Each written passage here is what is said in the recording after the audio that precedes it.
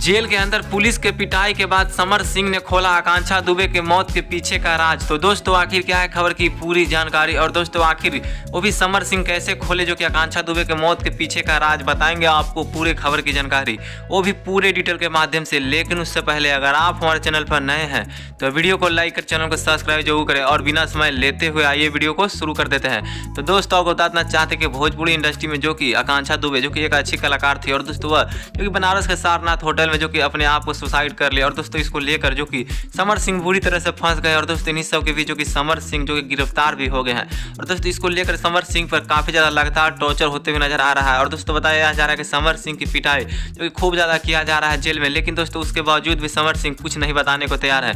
और दोस्तों कुछ लोगों का यह कहना है कि समर सिंह को फांसी पर लटका दिया जाए, लेकिन दोस्तों आपको बताना चाहते हैं कि समर सिंह जो कि बहुत ही जल्द जो कि अदालत में पेश होने वाले हैं, और दोस्तों इनके खिलाफ जो कि बहुत सारे सबूत भी मिल गए हैं।